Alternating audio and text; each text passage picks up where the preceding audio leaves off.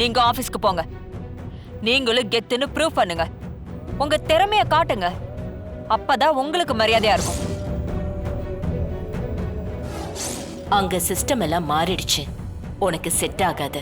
இப்பதான் நம்ம பசங்க இருக்காங்கல்ல, அவங்க பாத்துப்பாங்க. நீ ரெஸ்ட் எடுத்துக்கோ. மாமா என்ன மாமா, காஃபி ஆறி போச்சு, இப்படியே வேடிக்கை பார்த்துட்டே இருக்கீங்க. என்ன மாமா, என்னாச்சு? ஒன்றும் இல்லை தமிழ், சும்மாதான். நீ போய் வேலையை பாருமா. நீ ரொம்ப பிஸியா இருப்ப. ஏன் மாமா இப்படி கண்ணத்துல கைய வச்சு உட்காந்துக்கிட்டு இருக்கும்போது பிஸியா நான் வேலை பார்த்து என்னத்தை சாதிக்க போறேன்? முதல்ல ஃபேமிலி, அதுக்கப்புறம் தான் பிசினஸ்.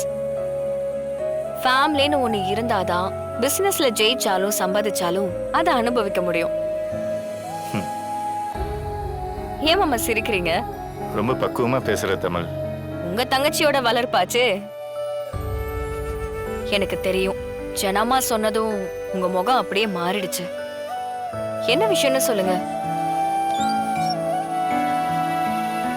தமிழ், நான் காலேஜ் முடிச்சதுல இருந்தே அம்மா கூட பிசினஸ்ல இருந்தேன்.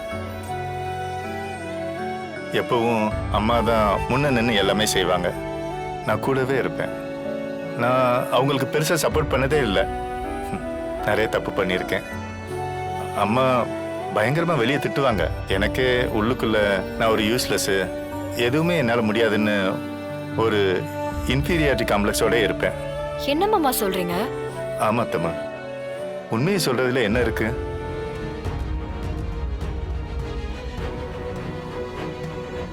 மேடம், வேற ஏதாவது வழி இருக்கான்னு யோசிக்கலாம் மேடம். நீங்க டென்ஷன் ஆகாதீங்க.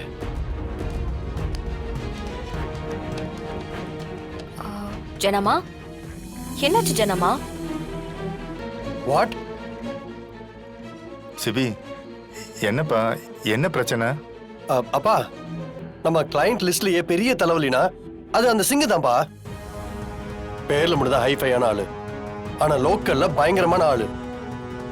என்ன பண்ணாலும் அவரை திருப்திப்படுத்தவே முடியாதுப்பா.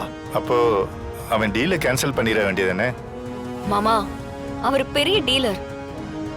அவரோட டீலை நம்ம கேன்சல் பண்ணா நமக்கு ரொம்ப லாஸ் ஆயிடும் மாமா. அதுக்கப்புறம் நம்ம மார்க்கெட்ல நாலா பக்கமும் பரவிடும்.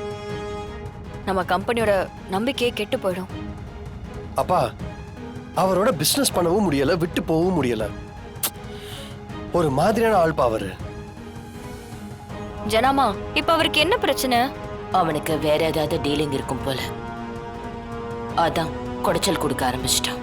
அவ்வளவுதானே ஜனாமா, இது ஒரு சின்ன பிரச்சனை. இதுக்கு ஏன் ஜனாமா இவ்ளோ டென்ஷன் ஆயிட்டு இருக்கீங்க? தோ அந்த மாதிரி ஆளுங்களெல்லாம் ஸ்பெஷலா டீல் பண்றதுக்காக ஃபாரினுக்கு போய் படிச்சுட்டு வந்த உங்க பேர சிவி இருக்காரு.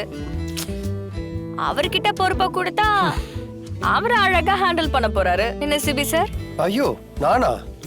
ஏய் தமிழ், என்ன என்ன எதுக்கு கோத்து விட பாக்குற?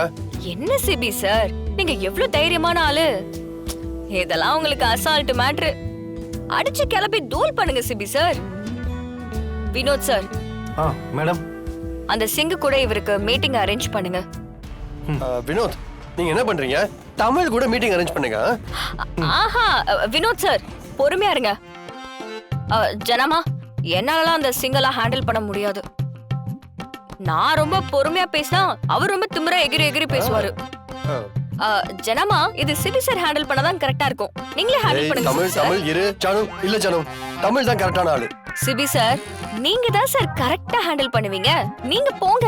ஐயோ, என்னால முடியாதுப்பா. நீ தான் கரெக்டான ஆளு, நீ தான் போற. என்னாலலாம் அந்த சிங்கலா ஹேண்டில் பண்ண இல்ல, ஸ்டாப் இட்.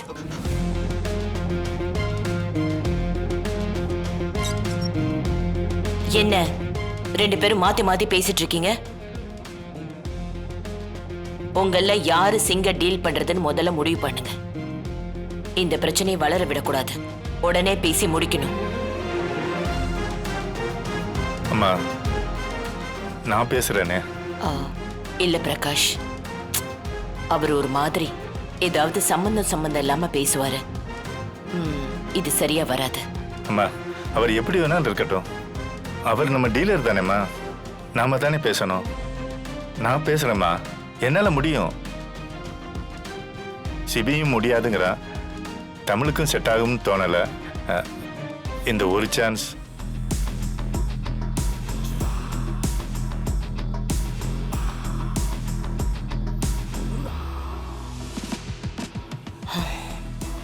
சரி,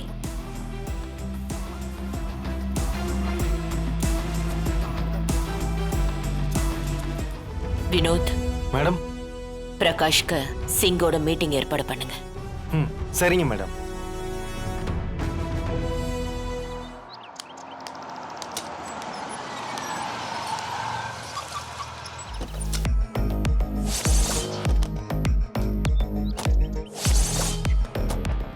வரேன் ஜனமா.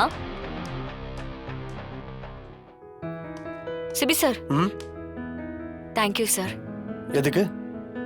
இல்ல, உடனே நான் சொன்ன டீலுக்கு நீங்க ஒத்துக்கிட்டீங்கல்ல, அதுக்கு. இத பாரு, நான் ஒண்ணு நீ சொல்றதுக்காக தலையாட்டல. எங்க அப்பாவுக்காகன்னு சொல்லவும் தான் உன் டிராமாக்கு நான் ஒத்துக்கிட்டேன். இருந்தாலும் சூப்பரா நடிக்கிறீங்க. அத அப்படியே ஜனமா நம்பிட்டாங்களே. ஓ அளவுக்கு என்னால நடிக்க முடியாது. எப்பவுமே நீ தான் அதுல மாஸ்டர்.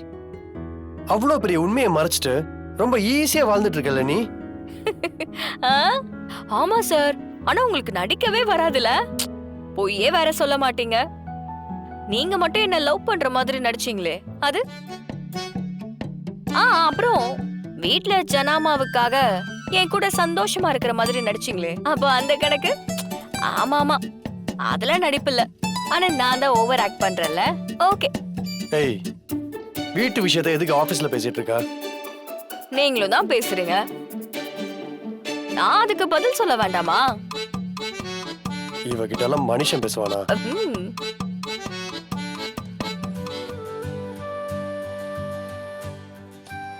மேடம், அங்க கான்ஃபரன்ஸ் ரூம்ல 2 பேரும் சிரிச்சு பேசிக்கிறாங்க.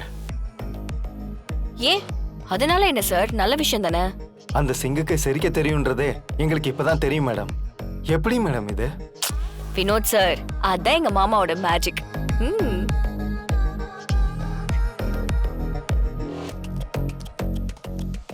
Thank you ma'am. மீனா, இந்த நீ எடுத்துக்கோ. என்னத்த திடீர்னு பாயசம்? ரொம்ப உற்சாகமா இருக்கீங்க. உன் புருஷன் இன்னைக்கு எவ்வளவு பெரிய வேலை பார்த்திருக்கான் தெரியுமா? என் புள்ளன்னு நிரூபிச்சிட்டான் மீனா. ஜனாமாவை பிசினஸ்ல இருந்து ஓரங்கட்டிட்டு அந்த இடத்துக்கு உன் புருஷன் போகணும். நம்ம புள்ள நம்ம கண்ட்ரோல மீறி போகலாம். ஏன், நம்ம மருமகளையே நம்ம கண்ட்ரோல்ல வைக்காம நாம இருக்கலாம். ஆனா புருஷனை கண்டிப்பா கண்ட்ரோல்ல வச்சிருக்கணும். அப்படி இருந்தாதான் அந்த வீட்ல அந்த பொண்ணுக்கு மரியாதை இருக்கும்.